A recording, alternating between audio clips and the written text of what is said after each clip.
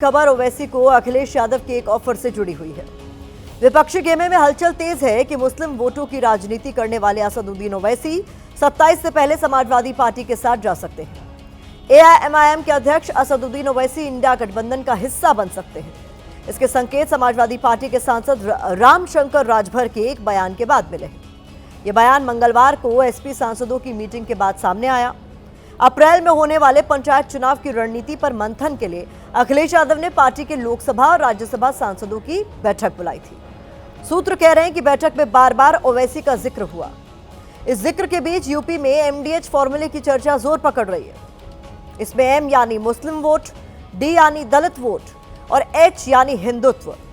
इसमें एम और D vote bank यानी मुस्लिम और दलितों को अखिलेश यादव अपनी ताकत बनाने में जुटे हैं, ताकि बीजेपी का जो एच है यानी हिंदुत्व उसे कड़ी टक्कर दी जा सके।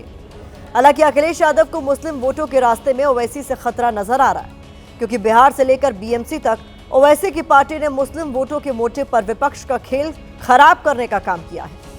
यही वजह है कि अखिलेश यादव को लगता है कि 2027 में बीजेपी का विजय रथ रोकने के लिए ओवैसी को साथ जोड़ना जरूरी है।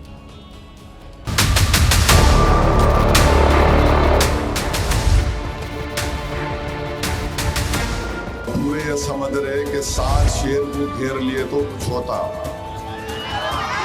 देखो शेर शेर ही बोलता।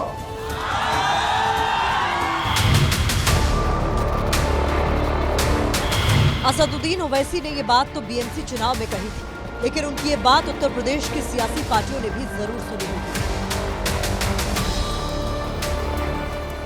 तभी तो यूपी के सियासी हलकों में इस बात की चर्चा है कि 2027 के यूपी विधानसभा चुनाव में ओवैसी खेला न कर दे।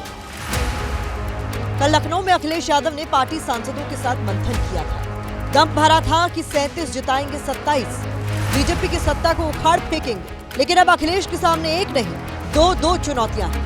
पहली चुनौती बीजेपी है और दूसरी चुनौती असदुद्दीन ओवैसी।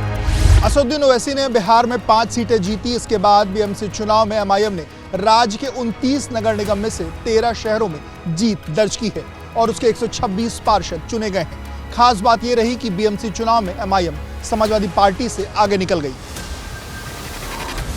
दरअसल एआईएमआईएम भी उसी पिच पर खेल रही है जिस पर अखिलेश यादव बैटिंग करते हैं, यानी मुस्लिम वोट बैंक।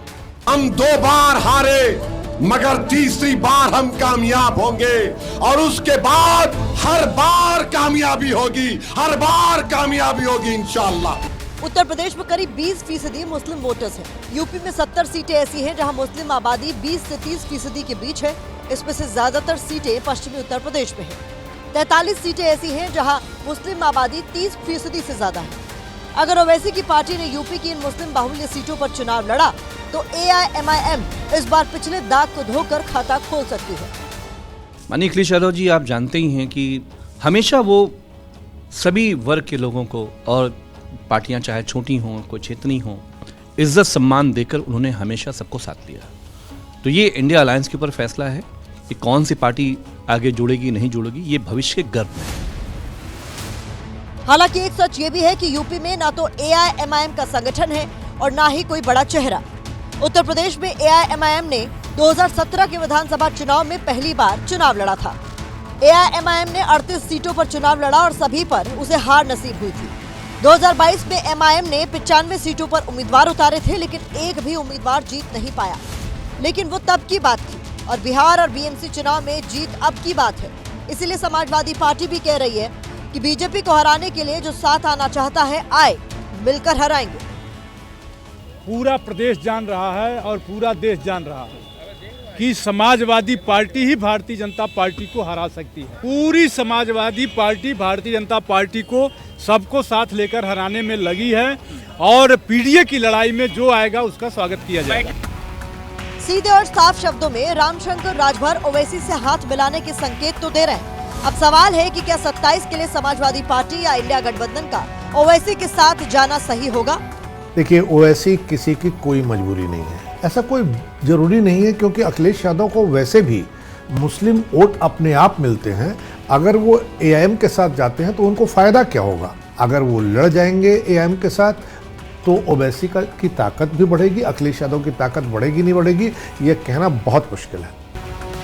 कुल मिलाकर खेल तो अभी शुरू हुआ है। अभी तो संकेतों की भाषा बोली जा रही है। साइकिल और पतंग का मेल होगा या नहीं, यह आने वाला वक्त ही बताएगा।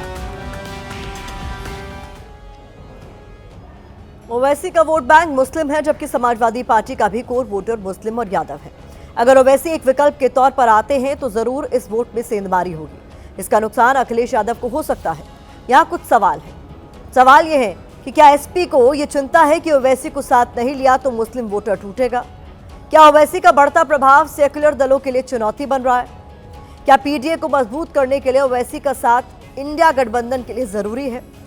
क्या बीजेपी के हिंदुत्व से निपटने के लिए मुस्लिम दलितों का समीकरण साधने के लिए ओवैसी इंडिया गठबंधन की मजबूरी बन गए?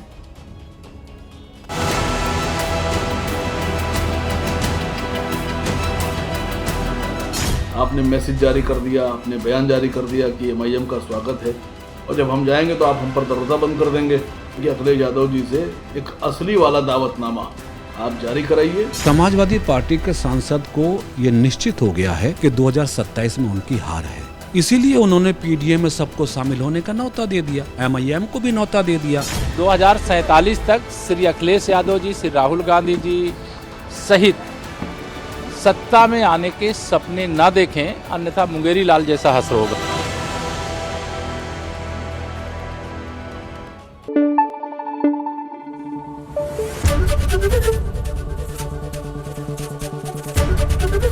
एबीपी न्यूज आपको रखे आगे।